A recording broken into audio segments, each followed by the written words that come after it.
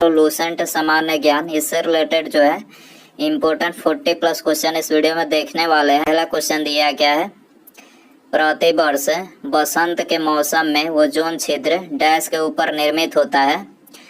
प्रतिवर्ष बसंत के मौसम में ओजोन छिद्र डैश के ऊपर निर्मित होता है, तो ये अंटार्कटिका के ऊपर जो है निर्मित होता है। करेक्ट आंसर ऑप्शन ए हो जाएगा। इसके अलावा ओजोन परत की बात करें तो ओजोन परत की खोज किसने की थी? चार्ल्स फैबरी और हेनरी ब्यूसन ने। ओजोन परत की खोज किसने की थी? चार्ल्स फैबरी और हेनरी ब्यूसन ने किया था। ओजोन परत समताप मंडल में पाया जाता है, जो पराबैंगनी किरणों से हमारी रक्षा करता है। ओजोन परत की मोटाई किस में मापी जाती है?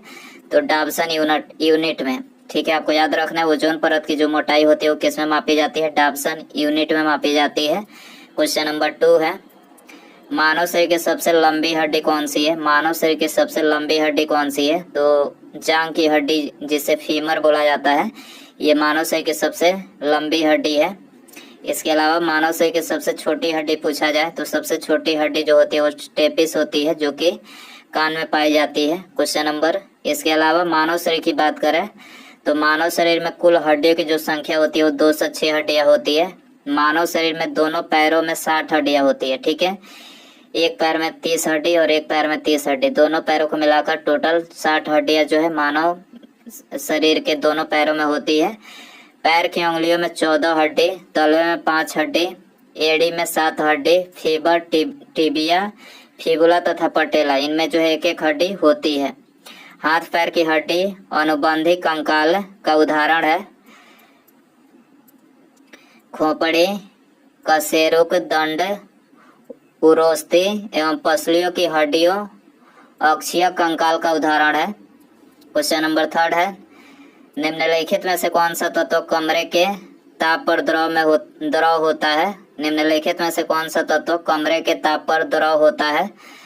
तो करेक्ट आंसर ऑप्शन बी हो जाएगा, पारा। क्वेश्चन नंबर 4 है, इनमें से कौन सा संगठन जलवायु परिवर्तन के प्राकृतिक, राजनीतिक एवं आर्थिक प्रभाव के साथ साथ इसका उद्देश्य परक वैज्ञानिक दृष्टिकोण प्रदान करता है? तो देखिए, ये है inter governmental panel on climate change. Inter governmental panel on climate change जो है ये जलवायु परिवर्तन के प्राकृतिक, राजनीतिक, आर्थिक प्रभाव के साथ साथ इसका उद्देश्य परक वैज्ञानिक दृष्टिकोण प्रदान करता है। तो डी आंसर हो जाएगा। क्वेश्चन नंबर 5 है, निम्नलिखित में से कौन सा एक एस्टर है? कौन सा एक एस्टर है? तो करेक्ट आंसर सी हो जाएगा, CH3 COOC2H5। क्या है? एक एस्टर है। क्वेश्चन नंबर 6 है, कंप्यूटर शब्दावली के संदर्भ में DDL का पूर्ण रूप क्या है? DDL का फुल फॉर्म आपको बताना है इसमें। तो करेक्ट आंसर सी हो जाएगा, data definition language. Data definition language जो है DDL का फुल फॉर्म है। क्वेश्चन नंबर 7 है, DRDO द्वारा विकसित उस रोबोट का नाम क्या है जो खतरनाक वस्तुओं का पता लगाने, उन्हें नियंत्रित करने और नष्ट करने के लिए उपयोग में लाया जाता है? तो उस रोबोट का क्या नाम है? दक्ष। याद रखना है, दक्ष है। सी आंसर हो जाएगा। क्वेश्चन नंबर 8 है, इनमें से कौन सा विश्व का एकमात्र संचालित नाभिकीय रिएक्टर है जिसमें यूरेनियम 233 ईंधन का उपयोग किया जाता है? यूरेनियम 233 ईंधन का उपयोग किसमें किया जाता है? तो ये कामिनी रिएक्टर में किया जाता है। ठीक है, कामिनी नाभिकीय रिएक्टर में किया जाता है। तो आंसर हो जाएगा ऑप्शन डी। क्वेश्चन नंबर 9 है, हमारे शरीर में प्रोटीन की कमी से कौन सा रोग होता है? प्रोटीन की कमी से हमारे शरीर में कौन सा रोग होता है? क्वाशियोरकर रोग होता है। क्वाशियोरकर, याद रखना है, डी आंसर हो जाएगा। इसके अलावा मरासमस नामक रोग की बात करें तो ये प्रोटीन की कमी से होता है। प्रोटीन बड़े, जटिल और नाइट्रोजन युक्त यौगिक है जो पेप्टाइड बांड द्वारा जुड़ी एमिनो अम्ल की कई छोटी इकाइयों से मिलकर बना होता है। प्रोटीन शरीर के ऊतकों एवं अंगों की संरचना, क्रियाविधि तथा विनियमन हेतु आवश्यक है। प्रोटीन में कार्बन, हाइड्रोजन, ऑक्सीजन और नाइट्रोजन तत्व पाए जाते हैं। सामान्य अमीनो अम्ल की संख्या 20 है, जिसमें 9 आवश्यक तथा 11 अनावश्यक अमीनो अम्ल होते हैं। विटामिन सी की कमी से कौन सा रोग होता है? स्कर्वी रोग होता है। विटामिन बी1 की कमी से बेरी होता है, और विटामिन डी की कमी से जो है रिकेट्स रोग होता है। याद रखना है आपको। कंप्यूटर में सीपीयू के 3 घटक डैश होते हैं। कंप्यूटर के सीपीयू में 3 घटक डैश होते हैं। तो 3 घटक जो होते हैं, कंट्रोल यूनिट, एएलयू और मेमोरी। कंट्रोल यूनिट, एएलयू और मेमोरी होते हैं। ठीक है, बी आंसर हो जाएगा। इसके अलावा सीपीयू की बात करें तो देखिए इसका फुल फॉर्म क्या है? सेंट्रल प्रोसेसिंग यूनिट इसका फुल फॉर्म है। सीपीयू को कंप्यूटर का मस्तिष्क कहा जाता है। कंट्रोल यूनिट, यह घटक कंप्यूटर के सभी भागों के संचालन को नियंत्रित करता है। कंट्रोल यूनिट जो होता है, यह घटक कंप्यूटर के सभी भागों के संचालन को नियंत्रित करता है। मेमोरी यूनिट, यह घटक कार्य, निर्देश, डेटा और मध्यवर्ती परिणाम को स्टोर करना है। ईएलयू की बात करें तो देखिए इसका फुल फॉर्म होता है arithmetic logic unit. Question number 11 है, माइक्रोफोन डैश रूपांतरित करता है। माइक्रोफोन डैश रूपांतरित करता है, तो करेक्ट आंसर डी हो जाएगा, ध्वनि ऊर्जा को विद्युत ऊर्जा। माइक्रोफोन जो है ध्वनि ऊर्जा को विद्युत ऊर्जा में रूपांतरित करता है। विद्युत ऊर्जा को ध्वनि ऊर्जा में बदलने वाली युक्ति लाउड स्पीकर है। विद्युत ऊर्जा को ध्वनि ऊर्जा में बदलने वाली युक्ति कौन सी है? लाउड स्पीकर है। विद्युत मोटर विद्युत ऊर्जा को यांत्रिक ऊर्जा में रूपांतरित करता है। डायनेमो यांत्रिक ऊर्जा को विद्युत ऊर्जा में रूपांतरित करता है। चार्ल्स बेबेज द्वारा डिजाइन किया गया पहला यांत्रिक कंप्यूटर किस नाम से जाना जाता है? चार्ल्स बेबेज द्वारा डिजाइन किया गया पहला यांत्रिक कंप्यूटर किस नाम से जाना जाता है? तो ये एनालिटिकल इंजन के नाम से जाना जाता है। करेक्ट आंसर ये हो जाएगा। चार्ल्स बेबेज की बात करें तो इनको जो है कंप्यूटर विज्ञान का जनक कहा जाता है। प्रथम इलेक्ट्रॉनिक कंप्यूटर ENIAC था। ENIAC का फुल फॉर्म क्या है? Electronic numerical integrator and computer. ENIAC का फुल फॉर्म है एबेकस की बात करें तो ये गणितीय गणना हेतु प्रयुक्त एक प्राचीन उपकरण है। प्रतिरोध का SI मात्रक क्या है? प्रतिरोध का SI मात्रक क्या है? तो इसका SI मात्रक है ओम। करेक्ट आंसर सी हो जाएगा। राष्ट्रवाद के प्रचार के लिए समाचार पत्र अल हिलाल का प्रकाशन किसने आरंभ किया था? अल हिलाल का प्रकाशन किसने प्रारंभ किया था? मौलाना अबुल कलाम आजाद ने किया था। करेक्ट आंसर बी हो जाएगा। निम्नलिखित में से किस सेमी हाई स्पीड ट्रेन को ट्रेन 18 के नाम से भी जाना जाता है? तो करेक्ट आंसर बी हो जाएगा। वंदे भारत एक्सप्रेस को जो है ट्रेन 18 के नाम से भी जाना जाता है। वंदे भारत एक्सप्रेस की शुरुआत 17 फरवरी 2019 को दिल्ली से वाराणसी के बीच हुई थी। किस नदी को पीली नदी यानी येलो रिवर के नाम से जाना जाता है? पीली नदी के नाम से किस नदी को जाना जाता है? हंगाहो नदी को। हंगाहो याद रखना है, ये आंसर हो जाएगा। 17 है, कुतुब मीनार के पास स्थित कौन सी मस्जिद के बारे में यह माना जाता है कि वह दिल्ली में बनने वाली पहली मस्जिद थी? कुतुब मीनार के पास स्थित कौन सी मस्जिद के बारे में यह माना जाता है कि वह दिल्ली में बनने वाली पहली मस्जिद थी? तो कुब्बतुल इस्लाम मस्जिद, इसे दिल्ली में बनने वाली पहली मस्जिद के रूप में जाना जाता है। कुब्बतुल इस्लाम मस्जिद का निर्माण दिल्ली सल्तनत के गुलाम राजवंश के संस्थापक कुतुबुद्दीन ऐबक ने किया था। 2.5 दिन का झोपड़ा अजमेर में स्थित है, इसका निर्माण कुतुबुद्दीन ऐबक ने ही किया था। निम्नलिखित में से किस भारतीय राज्य को 1972 तक नॉर्थ ईस्ट फ्रंटियर एजेंसी के रूप में जाना जाता है? निम्नलिखित में से किस भारतीय राज्य को 1972 तक नॉर्थ ईस्ट फ्रंटियर एजेंसी के रूप में जाना जाता है? तो ये अरुणाचल प्रदेश को जाना जाता है। करेक्ट आंसर ये हो जाएगा। मनुष्य में कितना लीटर खून होता है? 5 से 6 लीटर जो है खून होता है। करेक्ट आंसर बी हो जाएगा। किसे झीलों की नगरी कहा जाता है? तो उदयपुर को जो है झीलों की नगरी कहा जाता है। डी आंसर हो जाएगा। अक्टूबर 2020 तक प्राप्त जानकारी के अनुसार भारत के संविधान में कितने भाग हैं? तो अक्टूबर 2020 के प्राप्त जानकारी के अनुसार 25 भाग हैं। याद रखना 25 भाग। और मूल संविधान में कितने भाग थे? 22 भाग। ठीक है, मूलतः जो संविधान बना था तो उसमें 22 भाग थे। भारतीय संविधान में एक प्रस्तावना 465 से अधिक अनुच्छेद है, जबकि मूल संविधान में 395 अनुच्छेद थे। भाग की बात करें तो मूल संविधान में अभी वर्तमान में 25 भाग हैं, लेकिन मूल संविधान में 22 भाग थे। वर्तमान में 12 अनुसूचियां हैं, लेकिन मूल संविधान में 8 अनुसूचियां थी। भारतीय संविधान सभा ने संविधान को 26 नवंबर 1949 को अंगीकार किया। संपूर्ण संविधान 26 जनवरी 1950 को लागू किया गया। संविधान बनाने के लिए 13 कमेटियां गठित की गई। संविधान सभा की प्रथम बैठक 9 दिसंबर 1946 को हुई थी। भारत में नीली क्रांति का संबंध किससे है? भारत में नीली क्रांति का संबंध किससे है? मत्स्य पालन से है। करेक्ट आंसर डी हो जाएगा। भारतीय अर्थव्यवस्था डैश है। भारतीय अर्थव्यवस्था डैश है, तो ये मिश्रित अर्थव्यवस्था है। करेक्ट आंसर डी हो जाएगा। प्लासी के युद्ध में ब्रिटिश ईस्ट इंडिया कंपनी के सैन्य दल का नेतृत्व किसने किया था? तो ये रॉबर्ट क्लाइव ने किया था। करेक्ट आंसर बी हो जाएगा। 25 है। सबसे पहला और सबसे पुराना अंतर सरकारी संगठन कौन सा है? सबसे पहला और सबसे पुराना अंतर सरकारी संगठन कौन सा है? तो करेक्ट आंसर डी हो जाएगा। Central commission for navigation on the Rhine. ये सबसे पहला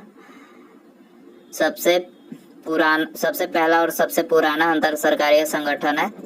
संयुक्त राष्ट्र यानी यूएन कौन सा निकाय प्रत्यक्ष रूप से मनुष्यों के प्रजनन स्वास्थ्य से संबंधित है? तो ये है यूएनएफपी है। ठीक है, करेक्ट आंसर सी हो जाएगा। हुड़किया बाल लोक नृत्य शैली का संबंध किस भारतीय राज्य से है? तो देखिए, इसका संबंध जो है उत्तराखंड से है। करेक्ट आंसर ये हो जाएगा। भारत में बचत बैंक खाते पर दी जाने वाली ब्याज दर डैश के द्वारा निर्धारित की जाती है। भारत में बचत बैंक पर दी जाने वाली ब्याज दर डैश के द्वारा निर्धारित की जाती है। तो ये संबंधित बैंक के द्वारा निर्धारित की जाती है। करेक्ट आंसर ये हो जाएगा। निर्मित और निर्यातित वस्तुओं को प्रशासन द्वारा निर्धारित मूल्य पर बेचे जाने हेतु दिल्ली में एक विशेष बाजार शेयर ए अदल की स्थापना किसने की थी? निर्मित और निर्यातित वस्तुओं को प्रशासन द्वारा निर्धारित मूल्य पर बेचे जाने हेतु दिल्ली में एक विशेष बाजार शेयर ए अदल की स्थापना किसने की थी? तो इसकी स्थापना अलाउद्दीन खिलजी ने किया था। डी आंसर हो जाएगा। भगत सिंह और बटुकेश्वर दत्त ने दिल्ली केंद्रीय विधानसभा में स्मोक बम फेंके, वे किसका विरोध कर रहे थे? तो देखिए, trade dispute bill and public safety bill. Trade dispute bill and public safety bill का विरोध कर रहे थे। सी आंसर हो जाएगा। दोस्तों, यदि आपको वीडियो पसंद आ रहा है तो प्लीज वीडियो को लाइक करें, अपने दोस्तों में शेयर करें, और चैनल पर नया है तो चैनल को सब्सक्राइब करके बेल आइकन यानी जो घंटे का निशान है उसे जरूर से ऑन करें। इसके अलावा भगत सिंह की बात करें तो भगत सिंह और बटुकेश्वर दत्त द्वारा 8 अप्रैल 1929 को केंद्रीय विधानमंडल में बम जो है फेंका गया था। बम फेंकने का उद्देश्य बाहरी अंग्रेज सरकार तक जो है अपनी आवाज पहुंचाना था। बाहरी जो अंग्रेज सरकार थी उन तक जो है बम फेंक कर अपनी आवाज को पहुंचाना था। साइमन कमीशन नवंबर 1927 में गठित हुआ था, जबकि 3 फरवरी 1928 को साइमन कमीशन भारत आया। इस कमीशन के सभी 7 सदस्य अंग्रेज थे, इसीलिए इसका विरोध किया गया था। भारतीय संविधान का कौन सा संशोधन मौलिक अधिकार के रूप में संपत्ति के अधिकार के उन्मूलन से संबंधित है? तो ये कौन सा संशोधन है? तो यह है 44वां संविधान संशोधन। करेक्ट आंसर डी हो जाएगा। हिंदी साहित्यकार मुंशी प्रेमचंद्र का मूल नाम क्या है? मुंशी प्रेमचंद्र का मूल नाम आपको बताना है, तो यह है धनपत राय। क्या है? धनपत राय। करेक्ट आंसर सी हो जाएगा। 1942 में भारतीय राष्ट्रीय कांग्रेस की ओर से निम्नलिखित में से किसने सबसे पहले भारत छोड़ो प्रस्ताव का मसौदा तैयार किया था? भारत छोड़ो प्रस्ताव का मसौदा किसने तैयार किया था सबसे पहले? महात्मा गांधी जी ने किया था। ठीक है, आंसर हो जाएगा ये। क्रिप्स मिशन के भारत लौटने के बाद गांधी जी ने भारत छोड़ो आंदोलन का प्रस्ताव तैयार किया। भारत छोड़ो आंदोलन के प्रस्ताव को 8 अगस्त 1942 को पास कर दिया गया। 9 अगस्त 1942 को आंदोलन शुरू हुआ था। ठीक है, 9 अगस्त 1942 को जो है यह आंदोलन शुरू हुआ था, और करो या मरो का नारा महात्मा गांधी जी ने तथा अंग्रेजों द्वारा भारत छोड़ो का नारा यूसुफ मेहर अली ने दिया था? करो या मरो का नारा किसने दिया था? महात्मा गांधी जी ने। जबकि अंग्रेजों भारत छोड़ो का नारा ये भी दिया गया था, यूसुफ मेहर अली के द्वारा ये नारा दिया गया था। निम्नलिखित में से किसे भारत के राष्ट्रपति द्वारा नियुक्त नहीं किया जाता है? तो राज्यों के जो मुख्यमंत्री होते हैं उनको भारत के राष्ट्रपति के द्वारा नियुक्त नहीं किया जाता है। राज्य के जो मुख्यमंत्री होते हैं इनकी नियुक्ति अनुच्छेद 164 के तहत राज्यपाल द्वारा इनकी नियुक्ति की जाती है। राज्यपाल राज्य का मुखिया होता है तथा मुख्यमंत्री सरकार का मुखिया होता है। याद रखना है आपको। निम्नलिखित में से कौन सा भारतीय रिजर्व बैंक यानी आरबीआई का कार्य नहीं है? तो करेक्ट आंसर डी हो जाएगा। यह प्रतिभूति बाजार के विकास को बढ़ावा देता है। ठीक है, आरबीआई जो है ये इसका कार्य नहीं है। बाकी ये तीनों आरबीआई के कार्य है। यह करेंसी नोट जारी करता है, यह सरकार की बैंकिंग आवश्यकताओं का प्रबंधन करता है, यह वाणिज्यिक बैंकों की आरक्षित नकदी का अभिरक्षक है। ठीक है। मिश्रित कृषि की मुख्य विशेषता क्या है? मिश्रित कृषि की मुख्य विशेषता क्या है? तो देखिए इसकी जो मुख्य विशेषता वो है पशुओं का पालन और फसलों की खेती एक साथ करना। ये मिश्रित कृषि की मुख्य विशेषता है। तक्षशिला निम्नलिखित में से किस नदी के बीच स्थित है? तक्षशिला किस नदी के बीच स्थित है? सिंधु और झेलम नदी के बीच स्थित है। करेक्ट आंसर ये हो जाएगा। निम्नलिखित अभिलेखों में से किस लेख में अशोक का नाम उल्लेखित है? अशोक का नाम जो है मास्की का लघु शिलालेख में उल्लेखित है। करेक्ट आंसर डी हो जाएगा। निम्नलिखित में से कौन सी ग्रंथि दुग्ध निष्कासन हार्मोन ऑक्सीटोसिन का स्रावन करती है? कौन सी ग्रंथि दुग्ध निष्कासन हार्मोन ऑक्सीटोसिन का स्रावन करती है? तो यह है पीयूष ग्रंथि। करेक्ट आंसर ये हो जाएगा। विश्व का सबसे ऊंचा पठार कौन सा है? विश्व का सबसे ऊंचा पठार है पामीर का पठार। करेक्ट आंसर बी हो जाएगा। भारत में बिजली उत्पादन के लिए सबसे महत्वपूर्ण कच्चा माल कौन सा है? भारत में बिजली उत्पादन के लिए सबसे महत्वपूर्ण कच्चा माल कौन सा है? तो सबसे महत्वपूर्ण जो कच्चा माल है वो है कोयला। करेक्ट आंसर ये हो जाएगा। मानव शरीर की वह ग्रंथि कौन सी है? मानव शरीर की वह ग्रंथि कौन सी है जो एंजाइम और हार्मोन्स दोनों का स्रावन करती है? तो देखिए यह है अग्न्याशय। अग्न्याशय ग्रंथि जो है एंजाइम और हार्मोन्स दोनों का स्रावन करती है। करेक्ट आंसर ये हो जाएगा। उसके बाद यहाँ पर हमारा अगला क्वेश्चन है जहांगीर का मकबरा कहाँ स्थित है? जहांगीर का मकबरा कहाँ स्थित है? ऑप्शन है आपके पास काबुल, आगरा, लाहौर और दिल्ली। यदि आपको इसका आंसर पता हो तो कमेंट बॉक्स में जरूर बताएं और वीडियो पसंद आया हो तो प्लीज वीडियो को लाइक करें, अपने दोस्तों में शेयर करें।